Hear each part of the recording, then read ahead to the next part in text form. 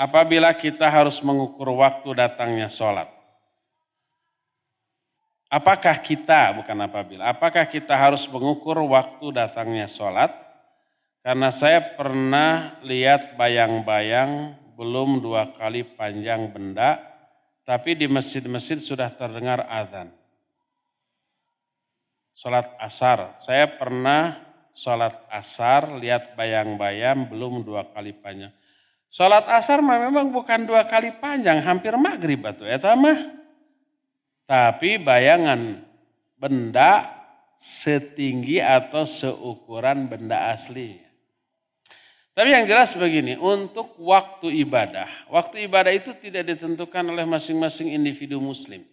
Tapi itu wewenang ulil amri, apapun ibadahnya. Baik sholat, ataupun awal Ramadan, awal Syawal. Karena berkaitan dengan waktu ibadah ya. Awal Syawal ada apa? Ada sholat. Hari raya, sholat hari raya baik Idul Fitri ataupun Idul Adha, ya. Saum 1 Syawal, 1 Muharram, karena berkaitan dengan ibadah di tanggal 10 Muharram. Apa? Saum Asyura. Itu yang menentukan ulil amri. Wewenang ulil amri bukan wewenang masing-masing individu. Kalau masing-masing individu bisa berantem. Sholat nanti bisa berbeda-beda waktunya. Saum nanti bisa beda-beda memulainya.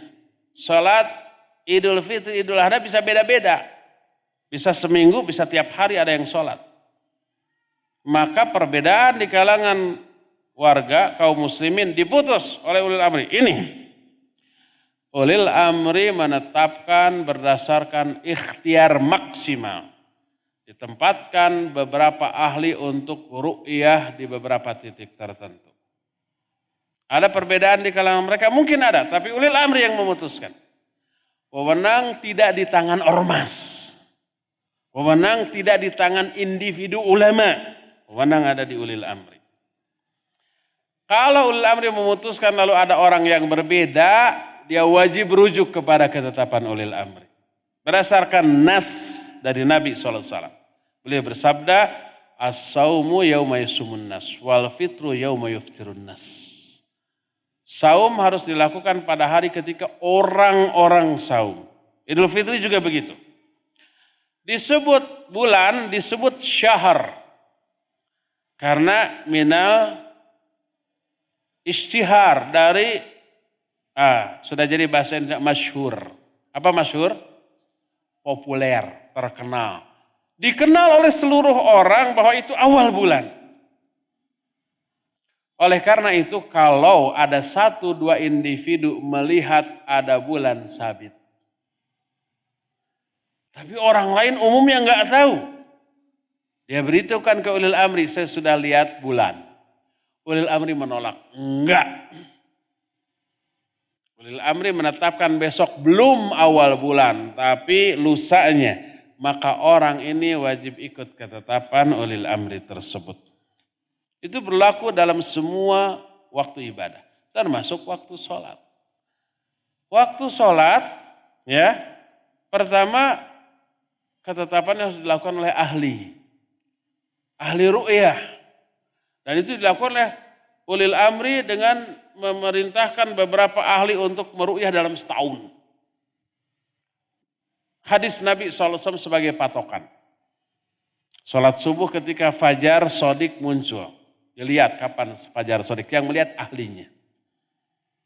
Terus duhur ketika pas matahari tengah-tengah, dilihat jam berapa pada tanggal tersebut, bulan tersebut, tahun tersebut pas matahari tengah-tengah. Asar ketika bayangan setiap benda setinggi bendanya. Maghrib pas ketika terbenam, isya ketika muncul syafaq merah hirang. Itu terus diru'yah oleh ahlinya selama setahun. Dilihat lagi tahun kedua persis sama, lalu ditetapkan jadwal. Nah kalau ada individu yang meru'yah melihat, oh salah nih pemerintah. Pertama individu ini ahli bukan dalam hal urusan meru'yah. Berapa kali dia meru'yah. Berpengalaman enggak? Hanya sekedar tahu teori enggak cukup. Ya. Oh itu sholat subuh kecepatan setengah jam tuh. Kata siapa? Apa dia meru'yah? Ya saya meru'yah. Apa kamu ahlinya? Berapa kali kamu meru'yah? Enggak ada pengalaman. Mardud, bukan ahlinya dia. Jangan-jangan yang dia lihat syafaq merah itu sebenarnya mercon.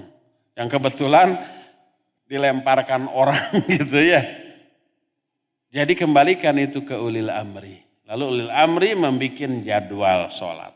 Kita berpatokan ke sana. Ya, kalau setiap individu menentukan waktu sholat masing-masing kacau, nggak mau berjamaah. Imam kecepatan. Oh orang-orang belum adzan, sudah masuk waktunya, sholat duluan. Padahal orang-orang belum adzan.